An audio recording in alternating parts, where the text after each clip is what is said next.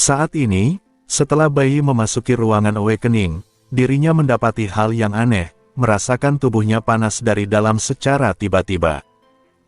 Dan saat aura kecoklatan semakin membesar di sekitar tubuhnya, panel sistem kemudian muncul berjejeran, notifikasinya membuat bayi terkejut, dan seketika melihat dan membacanya. Di sana terdapat 5 kolom elemen, yang paling atas adalah elektroelemen atau elemen listrik, lalu kedua terdapat flora elemen atau elemen tumbuhan, selanjutnya di kolom ketiga, terdapat cloud elemen atau elemen awan, dan keempat, terdapat nuklir elemen atau elemen nuklir, dan terakhir, terdapat astroelemen, atau elemen bintang. Kelima elemen ini, berada di poin statistik 0, dari 10.000 poin maksimumnya. Panel sistem melanjutkan, karena bayi memiliki kelima elemen di tubuhnya, maka bayi diberikan izin, dan boleh memilih kelas awal, dari elemen manapun di antara 5 itu. Dan nantinya, saat salah satu elemen di antaranya mengumpulkan energi yang cukup, maka bayi dapat memilih lagi, untuk bisa mendapatkan kelas ataupun profesi baru, secara acak atau random, dari elemen yang energinya telah mencukupi itu. Atau bahkan, bayi bisa menaikkan peringkat, dari kelas atau profesi, yang telah ia pilih sebelumnya. Intinya, bayi diberikan pilihan oleh panel sistem, akankah ia memilih kelas baru, saat energi elemen yang lain mencukupi, atau menetap di satu kelas saja, dan menaikkan peringkatnya ke lebih tinggi. Bayi, yang mendapati notifikasi tiba-tiba ini, tentunya tidak paham apa maksudnya.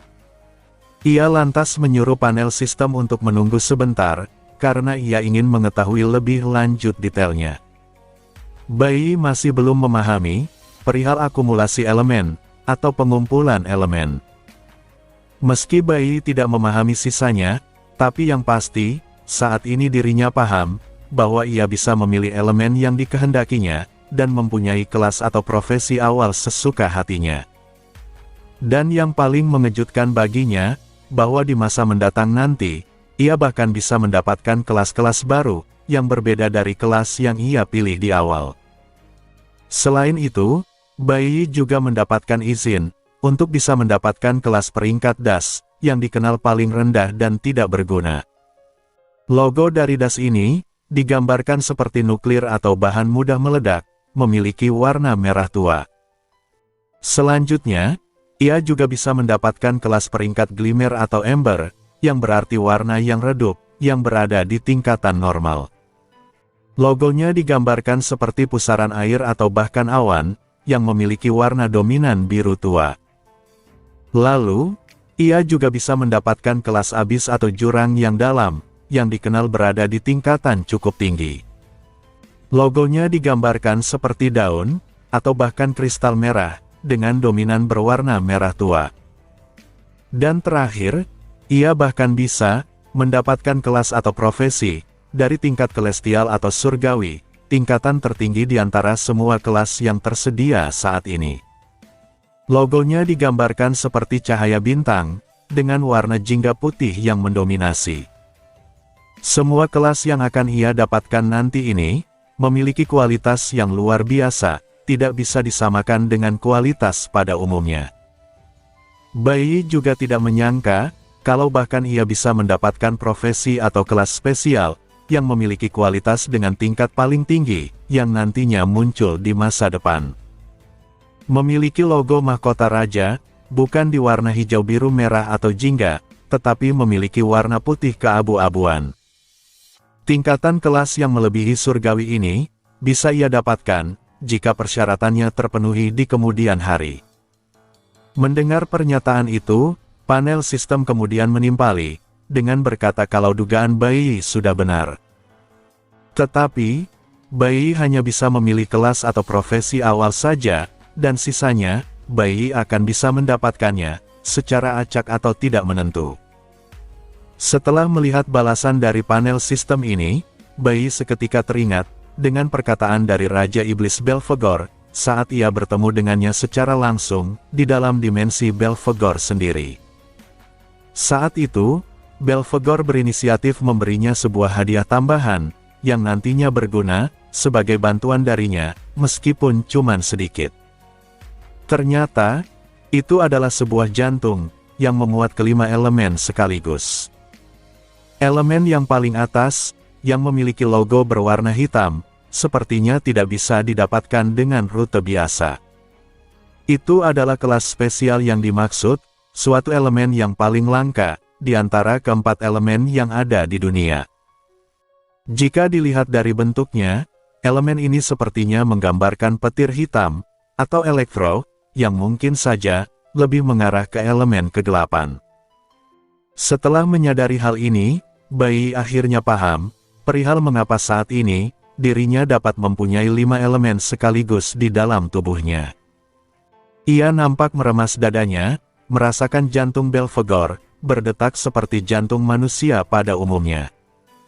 Namun meski begitu, kelima elemen tadi masih berkeliaran di jantung tersebut, yang menandakan jantungnya adalah benda istimewa. Sejak panel sistem memberitahunya, perihal akan diberikan awakening tanpa batas, kini, visual tentang segala macam profesi atau kelas, langsung tergambar dengan jelas di benak Bai. Pada posisi paling atas, terdapat 2 orang pria, yang satu berambut kuning, dan yang satunya lagi berambut merah tua. Mereka ada yang menggunakan senjata, dan bahkan ada yang tidak menggunakan senjata. Dari aura yang menyelimuti mereka berdua, maka elemen ini, jelas adalah elemen celestial, atau elemen surgawi. Hal itu ditandai, dari warna elemennya, yang berwarna jingga atau oranye, berada di tingkat yang paling tinggi, sesuai pengetahuan manusia di zaman sekarang. Selanjutnya, terdapat seorang pria berambut putih, yang menggunakan senjata busur dan anak panah. Tubuh pria ini diselimuti oleh aura biru, atau energi berwarna biru, yang menandakan ia mempunyai elemen cloud, atau Grimmer alias Ember, yang berada di tingkatan tinggi dan cukup langka. Berikutnya, terdapat 2 orang pria lagi, kini yang satu berambut putih, dan yang satunya lagi, memiliki rambut berwarna merah tua. Pria dengan rambut putih, nampak menggunakan pedang, yang sepertinya merupakan seorang warrior. Sementara pria yang berambut merah tua, tidak menggunakan senjata apapun. Mereka diselimuti oleh aura berwarna merah tua, yang mengindikasikan adanya elemen abis atau flora, yang berada di tingkatan normal. Dan terakhir, terdapat pria dengan rambut diikat belakang, berwarna kuning, memegang sebuah tongkat sihir, dengan aura hijau muda yang menyelimutinya, yang mengindikasikan, ia memiliki elemen nuklir atau das, yang berada di tingkatan terendah. Bai masih tidak menyangka, dirinya akan mendapat kesempatan, untuk diberikan kemampuan awakening tak terbatas. Setelahnya, panel sistem melanjutkan, kalau setelah Bai memilih kelas awal, maka semua bar elemen yang ia miliki saat ini, akan diriset ke angka 0. Meski mendapatkan notifikasi ini, Bai sepenuhnya tidak ragu, seakan sudah siap, untuk menerima konsekuensinya. Dan saat panel sistem memintanya untuk memilih kelasnya dengan hati-hati, Bai malah memasang ekspresi senyum aneh, seakan telah menemukan kelas yang ingin ia ambil. Sementara itu, teman kelas Bai yang menunggu di luar, menunggu gilirannya tiba, mulai bertanya ke teman yang ikut berdiri di sampingnya, perihal kenapa Bai sangat lama di dalam sana. Mereka mulai memasang ekspresi kesal, karena harus menunggunya keluar dari ruangan, agar ruangan itu bisa mereka gunakan untuk awakening. Tapi karena Bai betah di dalam sana, mereka akhirnya tidak punya pilihan lain, selain menunggunya keluar. Lalu, beberapa saat kemudian, Bai akhirnya keluar dari ruangan awakening, dan ia langsung disambut oleh teman kelasnya yang tadi, mengatakan bahwa akhirnya, Bai keluar juga dari sana. Bai keluar ruangan awakening dengan santai, memasukkan tangan kirinya ke saku celana, dan berjalan perlahan ke arah kerumunan. Bu Guru Huang, yang selama ini ikut menunggunya juga, kemudian lekas menghampirinya, dan menanyakan tentang kelas apa, yang Bai berhasil dapatkan dari dalam sana. Ia nampak sangat antusias, berharap anak didiknya, mendapatkan kelas yang langka, seperti pria sebelumnya, yang mendapatkan elemen cloud atau ember, dengan kelas sebagai penyihir sekolah. Namun, alih-alih memberikan kabar gembira seperti yang lainnya, Bai Yi malah menundukkan kepala, seraya menutup kedua matanya, meminta permohonan maaf kepada Bu Guru Huang, karena telah membuatnya kecewa. Lalu Bai Yi mulai tersenyum, dan mengatakan apa yang ia peroleh dari ruangan awakening. Bai Yi mengaku, telah awakening sebagai nuklir warrior, yang artinya kelas das, dengan kualitas terendah, yang auranya berwarna hijau muda. Ya, ini adalah profesi atau kelas yang sama, dengan kehidupan Bai Yi di garis waktu sebelumnya. Dan yang membuatnya aneh kali ini, Bai Yi malah merasa bangga, setelah memilih kelas yang sama seperti sebelumnya. Namun jika dilihat dari ekspresinya, Bai Yi nampaknya mempunyai niat terselubung, yang nantinya akan terungkap seiring berjalannya cerita. Mendengar Bai Yi berada di kelas terendah, Bu Guru Huang langsung menurunkan pandangannya, mencoba mengerti dengan keadaan Bai Yi. Tapi alih-alih menunjukkan kekecewaan yang jelas dan meninggalkannya, Bu Guru Huang malah menyentuh pundak Bai Yi, mengatakan bahwa itu tidak apa-apa. Ia mencoba menyemangati Bai Yi, kalau seorang dari tingkatan das atau hijau pun, masih banyak orang hebat yang lahir dari sana. Ia juga meminta Bai Yi untuk jangan putus asa, dan jangan menyerah, karena dunia ini, tidak akan menghancurkan harapan Bai Yi. Bai Yi yang niat awalnya ingin direndahkan, tetapi malah mendapat dukungan, tentunya bingung kepada Bu Guru. Ia sontak memberitahunya, agar tidak usah menghibur sampai segitunya, karena Bai Yi sendiri, tidak merasa kecewa atau semacamnya. Tetapi, sebelum perkataan Bai Yi selesai, Bu Guru Huang langsung memotong, memahami bahwa Bai Yi sekarang merasa berat hati, dan membutuhkan waktu untuk memikirkan semuanya. Maka dari itu, Bu Guru Huang memutar tubuh Bai Yi, dan mendorongnya ke depan. Sambil menepuk-nepuk pundak sebelah kirinya, Bu Guru memintanya untuk pergi beristirahat dulu, karena Bu Guru paham, kalau awakening tadi, pasti membuat tubuh Bai Yi kelelahan. Bai Yi yang tidak paham mengenai tindakan Bu Guru Huang, memilih untuk mengikuti keinginannya, tanpa memberikan komentar tambahan apapun. Tapi saat ia sedang berjalan keluar ini, tiba-tiba terdengar suara seseorang yang menertawakannya, dan menyebut kelas yang Bai Yi dapatkan itu, sungguh konyol dan lucu sekali. Bai Yi spontan menatap ke arah orang tersebut, yang ternyata adalah Qiang Sheng, yang sudah menunggu kesempatan ini dari tadi. Ia lanjut menghina Bu Guru Huang, dengan mengulangi perkataannya kepada Bai Yi sebelumnya, yang berkata selama kau bekerja keras, maka dunia ini tidak akan mengecewakanmu. Ia menertawakan kalimat motivasi itu, dan Qiang Sheng juga mengaku, pernah mengingat prestasi Bu Guru Huang, yang dulu dikenal lumayan hebat. Tetapi, mendengar Bu Guru Huang mengatakan hal konyol seperti itu, kepada orang yang memang layak direndahkan, membuat Qiang Sheng tidak tahan untuk tertawa. Sementara itu, reaksi Bu Guru yang mendengar perkataan Qiang Sheng ini, hanya menatapnya dari kejauhan, dengan tatapan yang kesal. Begitupun dengan Bai Yi, yang meliriknya dari kejauhan, dengan tatapan yang tidak senang. Apalagi saat Qiang Sheng menyinggung Bu Guru Huang, tatapan Bai Yi semakin tajam, seakan ingin menghajarnya, tetapi juga ingin mengabaikannya. Guru Huang juga tidak bisa melakukan pembelaan apapun, karena ia tahu, kalau Qiang Sheng bukanlah murid sembarangan. Hal ini menimbulkan pertanyaan di benak Mimin, kalau mungkin saja, Qiang Sheng adalah anak dari kepala sekolah, sehingga ia bisa bertindak sewenang-wenang, apalagi terhadap guru di kelasnya. Jadi, jika Bu Guru Huang salah langkah, maka ia secara otomatis akan dicopot jabatannya dari profesi seorang guru di sekolah ini.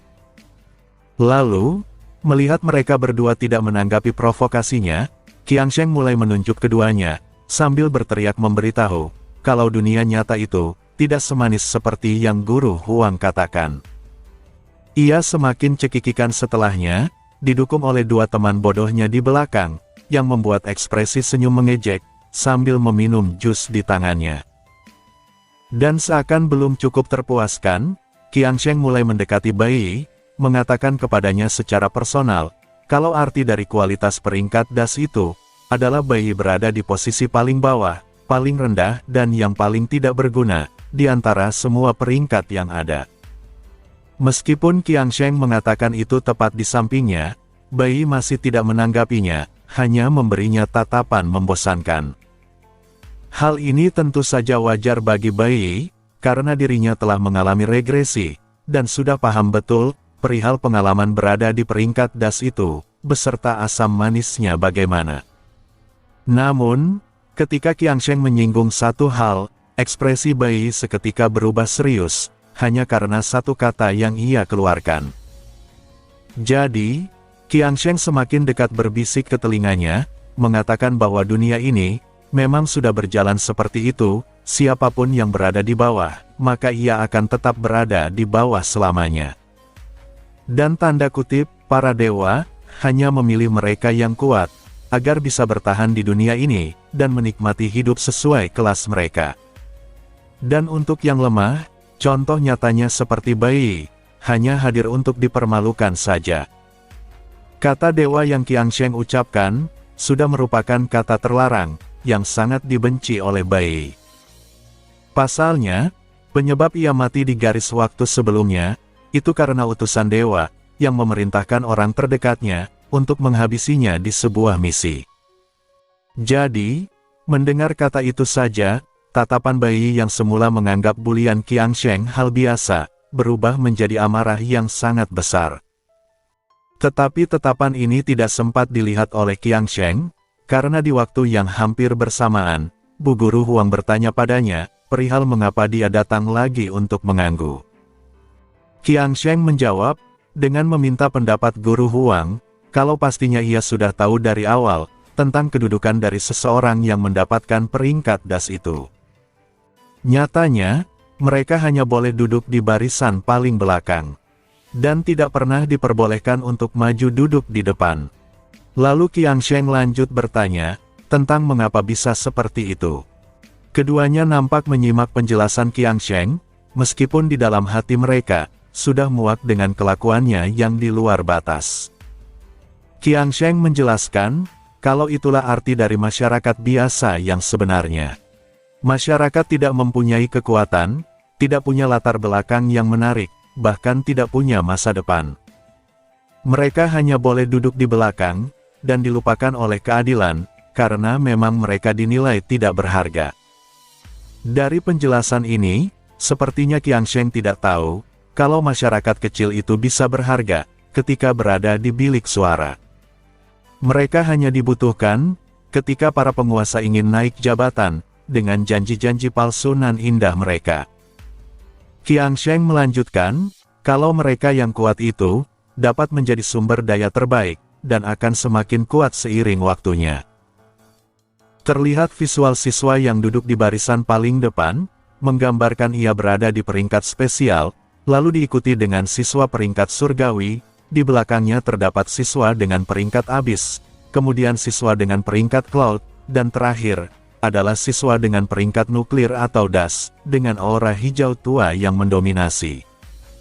Jadi, begitu seorang yang lemah, malah awakening sebagai nuklir, dengan peringkat DAS, maka nasib mereka, akan dikunci sepenuhnya. Yang pada akhirnya, mereka cuma bisa menjadi kacung, atau anak buah paling bawah, di antara kalangan awakenet lainnya. Setelah menjelaskan hal itu, Qiangsheng kembali ke topik utamanya, perihal apakah benar, hal itu bisa mengubah hidup seorang awakenet itu, hanya dengan bekerja keras. Bagi Qiangsheng, takdir seorang DAS sudah mutlak, dan tak dapat diubah dengan cara apapun. Dan perihal pertanyaan, mengenai peringkat DAS bisa menjadi seorang jenius, itu sama saja, hanyalah omong kosong belaka. Ia menyuruh mereka berdua, yaitu Bai dan Bu Guru Huang, agar tidak mempercayai kebohongan itu.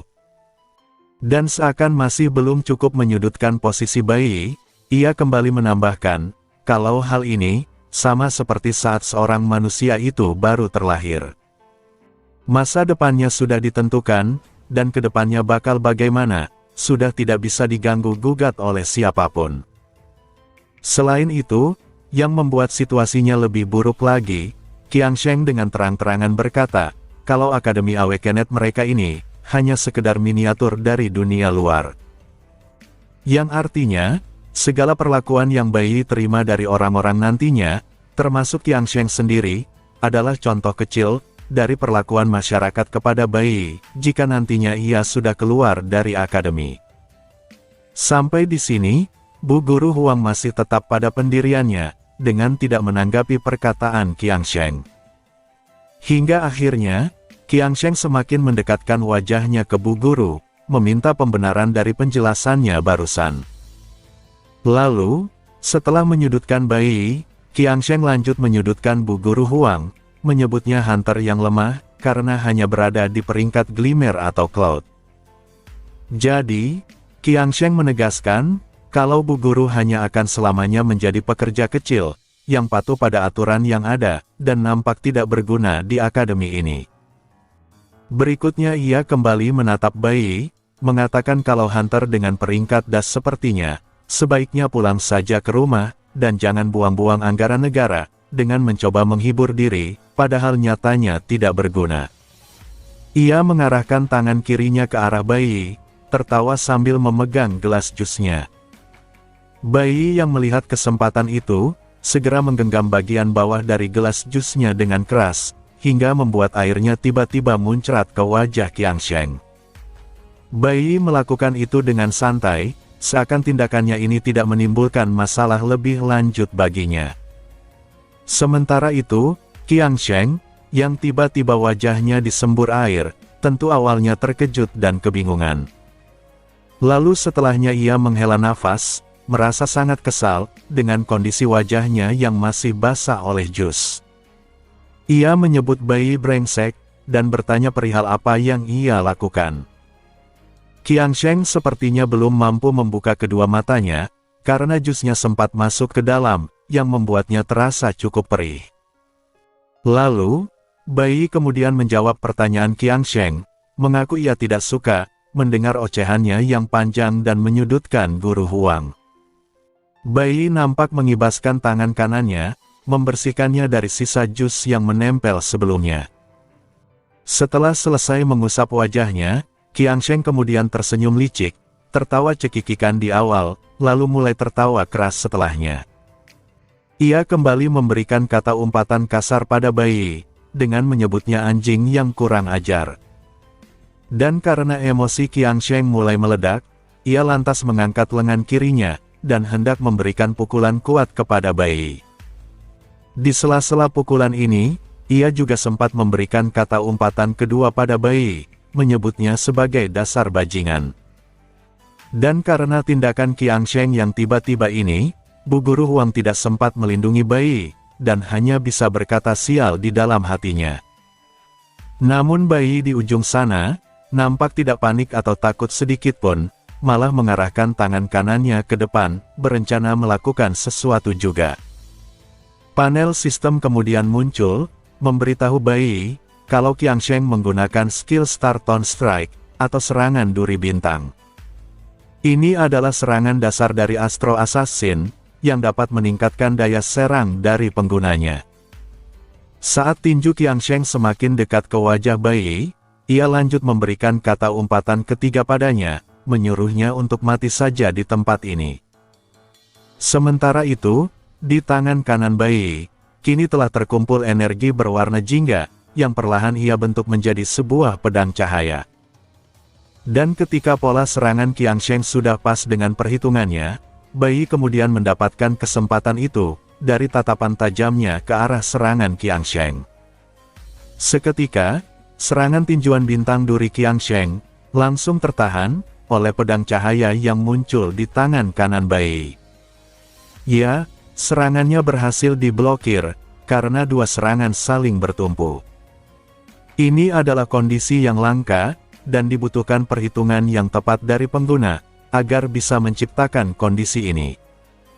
Qiangsheng yang menyadari serangannya diblokir, tentunya melotot terkejut, kebingungan dengan apa yang terjadi. Tapi di detik setelahnya, wajah Qiang Sheng langsung waspada, mencoba menghindari serangan balasan dari Bai. Rupanya, Bai berhasil menggunakan pari, atau menghindari serangan sebelumnya, dan memberikan serangan balasan yang datang tiba-tiba. Dan meskipun Qiang Sheng sempat mencoba untuk menghindar tepat waktu, ia akhirnya terkena juga, meskipun cuma tebasan angin dari pedang Bai. Sadar Qiang Sheng berhasil lolos, Bai tidak menunjukkan ekspresi apapun, seakan sudah menduga gerakannya. Di lain sisi, Qiang Sheng seketika terhempas jauh ke belakang, membuat orang-orang yang menyaksikan pertarungan ini menjadi terkejut dan melangkah mundur. Tebasan angin Bai benar-benar dahsyat, bahkan membuat debu bermunculan di lintasan tempat Qiang Sheng terdorong ke belakang. Kini, situasi seketika berubah, yang awalnya tegang, tiba-tiba menjadi hening. Semua tatapan tertuju pada Qiang Sheng, yang saat ini sudah terkapar di tanah, dengan jarak yang lumayan jauh dari Bai. Lalu, Qiang Sheng kemudian muntah darah, meskipun ia tidak terkena serangan langsungnya. Ia sendiri tentunya kaget dan panik, setelah menyadari bahwa ia memuntahkan darah yang lumayan banyak. Qiang Sheng, yang masih menatap Bai dari kejauhan, bertanya dalam hati, perihal apa yang baru saja terjadi. Di sana terlihat Bai yang berdiri dengan tenang, tubuhnya diselimuti oleh aura berwarna jingga, aura khas kelas nuklir, dan ia sendiri berada di kelas das. Qiang Sheng kembali mengulangi pertanyaan itu dalam hatinya, bertanya tentang apa itu barusan, apa yang sebenarnya terjadi di sini. Tatapan Bai sama seperti biasa, ia tidak tersenyum ataupun marah, hanya ekspresi datar yang terpampang di wajahnya. Sementara itu, para siswa yang lain, yang melihat langsung di depan matanya, mulai bertanya satu sama lain, perihal bagaimana caranya, orang itu melakukan gerakan tersebut. Bahkan masih ada yang belum paham, tentang teknik apa itu, masih bingung sebenarnya Bai berbuat apa. Bahkan di antara mereka, ada yang tidak menyangka, kalau pemandangan hebat itu, benar-benar ia saksikan secara langsung. Selanjutnya, Bai mulai mengangkat pedang cahayanya, menggerakkannya ke belakang pundaknya, ia lalu berkata kepada Qiang Sheng, kalau ini adalah keputusannya sendiri, untuk memilih kelas, yang dianggap rendah oleh semua orang. Panel sistem kembali muncul, memberitahu kita, kalau Nuclear Warrior, dilengkapi dengan pedang cahaya dasar, yang dapat meningkatkan 20 poin serangan pengguna, dan 20 poin evasion, atau kekebalan yang dimiliki si pengguna. Dan ia menutup komentarnya, dengan senyuman licik di wajahnya, menyatakan kalau ia, hanya sudah terbiasa menggunakan gerakan tadi. Di lain sisi, Qiang Sheng yang sudah bangkit kembali, malah tertawa keras mendengarnya, dan menyebut kejadian tadi, sebagai keberuntungan saja. Qiang Sheng bersikeras menolak kemampuan Bai, dan menuduhnya bisa menghindar sekali saja. Meski tubuhnya masih gemetar, Qiang Sheng mencoba mengeluarkan energinya kembali, agar dapat memberikan serangan berikutnya, yang menjadi pembuktian akan ucapannya. Bai tetap berdiri di tempatnya, tidak membantah atau membenarkan tuduhannya, hanya menunggu tindakan Qiang Sheng berikutnya. Qiang Sheng lalu memuji dirinya, dengan berkata kalau ia berada di tingkatan abis yang langka, dan tentunya sangat beda jauh, dengan peringkat sampah seperti Bai. Ia tidak menerima kekalahannya, karena ia sedang disaksikan, oleh banyak orang di sekitar. Namun tuduhan dari Qiang Sheng tadi, malah dibantah oleh Bu Guru Huang dalam hati, ia menolak menyatakan itu kebetulan, karena barusan itu, jelas adalah kemampuan dari Bai sendiri. Ia menatap Bai dengan bingung, melototinya dengan tajam, sembari melanjutkan perkataannya dalam hati, kalau Bai tadi, barusan telah menggunakan teknik gerak tingkat atas, yang eksklusif dimiliki oleh kelas warrior. Itu adalah pari, mampu memblokir serangan terkuat, tepat di saat serangan mendarat ke pengguna. Dan jika diperhatikan dalam waktu yang singkat itu, reaksi Bai jelas dikatakan mustahil, karena hanya 0,09 detik, waktu yang bisa ia manfaatkan, agar memantulkan serangan fisik, kembali ke lawan yang menyerangnya. Menurut pengetahuan dari Bu Guru Huang, itu adalah teknik tersulit, yang bahkan gurunya sendiri tidak bisa menguasai gerakan ini, walau sudah berlatih hal yang sama selama 10 tahun lamanya. Di sini kita juga mendapat penjelasan dari panel sistem, perihal apa yang dimaksud dari gerakan pari itu. Pari dapat aktif jika waktu melakukan blokir sudah tepat. Jika pengguna berhasil memblokir serangan lawan, maka selanjutnya pengguna pasti bisa menghilangkan serangannya 100%. Dan jika diaktifkan kembali dalam waktu 0,08 detik, maka ada kemungkinan pengguna bisa memantulkan seluruh serangan fisik lawan sebesar serangan yang lawan berikan. Setelah memberikan penjelasan ini, terus terang, Bu Guru Huang sedang dilanda kebingungan karena melihat Bai, seorang yang baru saja awakening, bahkan belum pernah bertarung sekalipun, mampu melakukan hal yang sangat sulit seperti tadi. Pertanyaan terus muncul di benaknya, perihal bagaimana caranya Bai bisa melakukan gerakan itu.